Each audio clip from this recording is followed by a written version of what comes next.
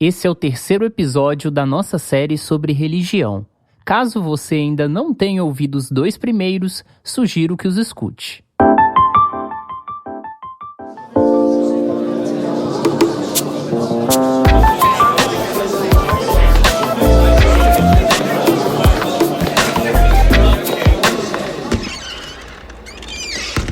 Introvertendo, um podcast onde autistas conversam.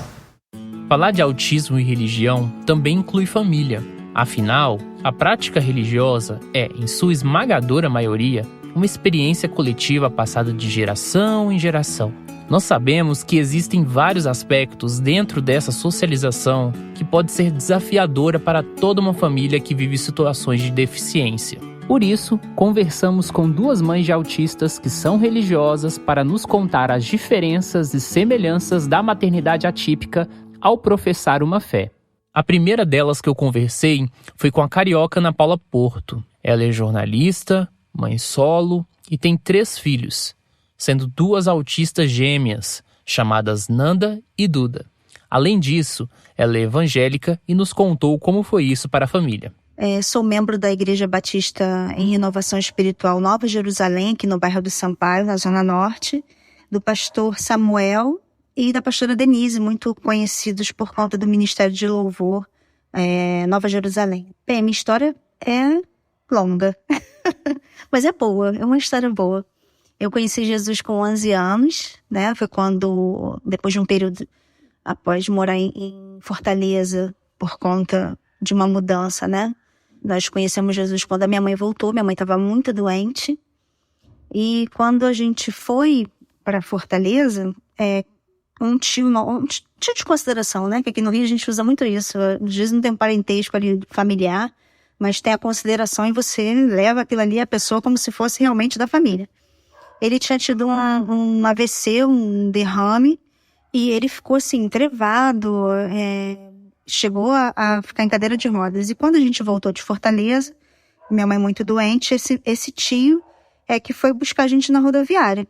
Perfeito, em pé, falando, assim, parecia uma outra pessoa, um personagem. Foi tão, assim, impactante ver o meu tio, que a minha mãe perguntou o que aconteceu com o Paulo nesse tempo que a gente ficou fora. E aí a esposa dele, né, minha tia Elvina, que também de consideração, falou para minha mãe que eles tinham conhecido o poder de Deus numa denominação e que o Paulo, né, meu tio Paulo, tinha ficado perfeito. E a minha mãe, então, decidiu procurar essa instituição também, essa igreja. Lá também se converteu, né? Minha mãe foi diagnosticada com um câncer de colo de útero. Isso em 1983 para 84, foi quando a gente voltou para o Rio. E graças a Deus, aquela sentença de morte foi o início de uma nova vida para ela. Continua vivíssima, plena, obreira dessa igreja até hoje. Fez 70 anos agora, desmanjando saúde. Eu espero poder chegar na idade dela com a disposição que ela tem. Já a Cláudia Moraes é pedagoga e mestranda em educação. Ela é mãe de Gabriel Pereira, autista de 32 anos, também diagnosticado com epilepsia, transtorno obsessivo-compulsivo, TOC, e distúrbios do sono. As características marcantes da personalidade dele é que ele é uma pessoa alegre, feliz. Nos últimos anos tem estado bem mais comportado, está mais ligado na vida, ele adora música, ele gosta das pessoas, ele está bem tranquilo. O que mais me surpreende no Gabriel, eu acho que é a perseverança.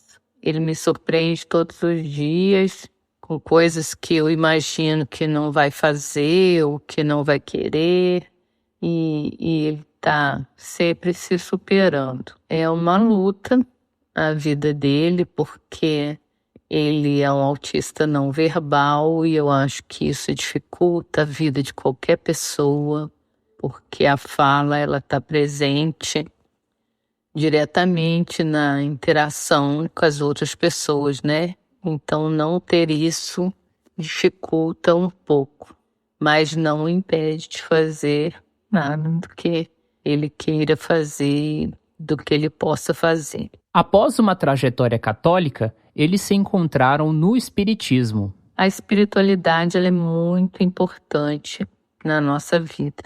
Eu me tornei espírita por causa do Gabriel. É uma busca por entender melhor o que estava acontecendo na nossa vida.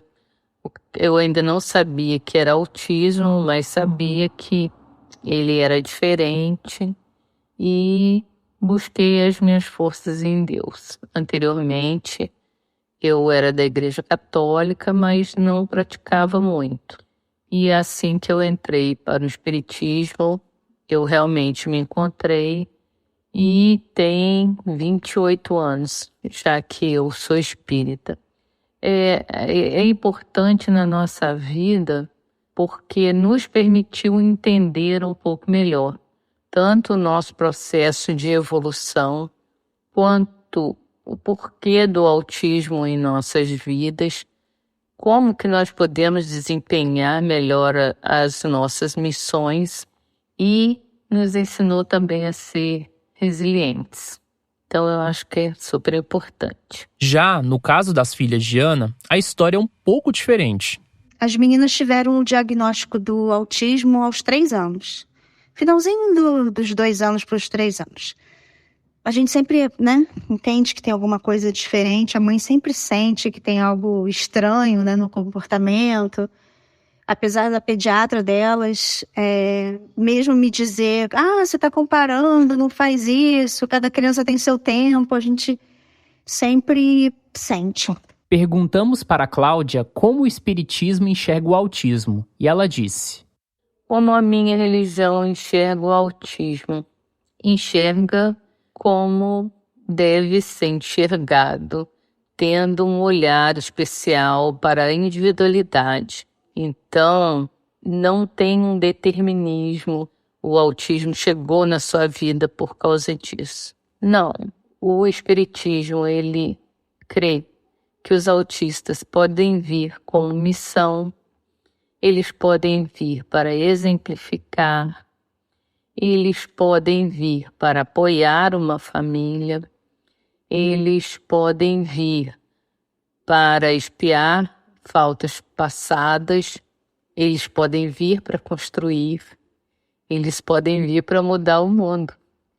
Eles são os espíritos que vão estar aí enquanto a nossa terra passa por essa fase tão turbulenta e vai vir uma melhor. Então os autistas são os espíritos dessa nova era que vem ao mundo para nos ajudar a melhorar. Eu acredito bastante nisso. E também perguntamos para as duas como é a relação de seus filhos com os cultos. Em relação à igreja especificamente, eu nunca tive problema com elas. Elas são muito sensíveis a barulho, então assim, quando não tem um culto das crianças, que lá na minha igreja tem um departamento infantil separado e tal, a salinha, então, elas ficam bem. Quando elas eram um pouquinho menores, quando eu ia entregar elas para a tia, às vezes rolava aquele choro, agarrava nas pernas, mas nada muito diferente das outras crianças típicas. Mas eu deixava, abraçava e deixava, elas viam, outras amiguinhas, às vezes ficavam meio receosas, mas sempre ficaram. Nunca tive assim, fez um escândalo e não ficou. Só que quando não tem a escolinha delas, elas precisam ficar comigo no culto, aí às vezes elas ficam muito incomodadas por conta do barulho, porque lá na minha igreja tem bateria, e o som é bem potente. E elas se incomodam. Eu sinto, a Duda principalmente, ela tá, em relação à Fernanda, ela tá um pouquinho mais dentro do espectro. E tem mais sensibilidade com outras coisas que a irmã não tem. Então, no culto, elas ficam incomodadas por conta do barulho. Assim, nunca precisei ir embora, não chegou a esse ponto. Mas já aconteceu de eu ter que ir lá para trás, bem no final da igreja, e ficar com elas, tentando distraí-las. Aí eu nem prestei mais atenção no culto, porque com 2 crianças, você imagina.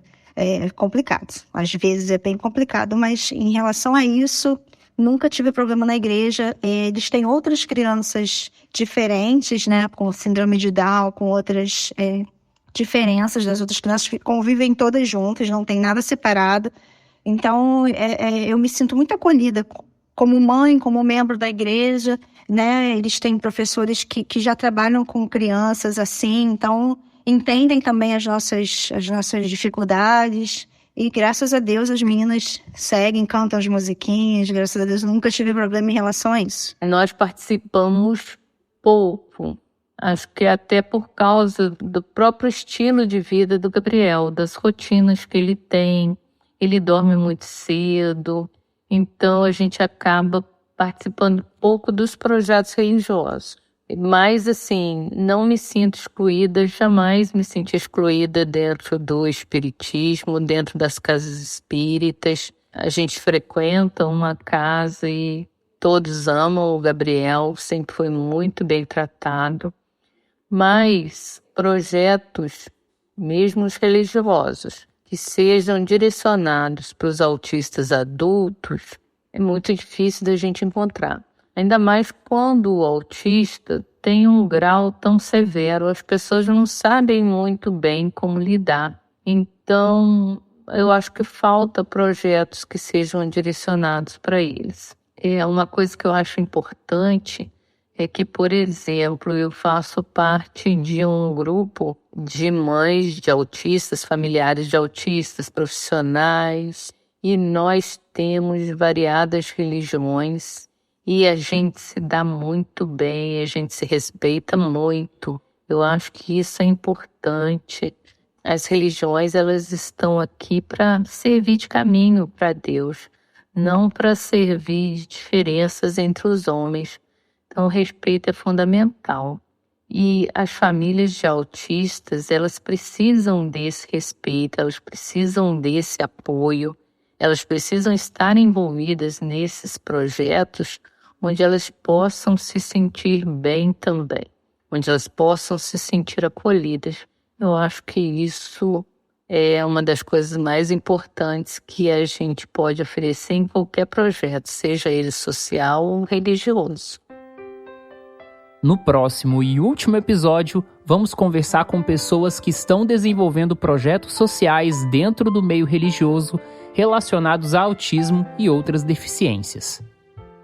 No próximo episódio... Então eu acho que a religião ela precisa ser respeitada dessa forma. A gente tem no nosso coração que a igreja é um lugar para todos, da mesma forma que eles vão em shopping, que eles vão nas escolas. E a igreja também tem que estar preparada para receber essas crianças e essas famílias, independente do grau de severidade que elas tenham.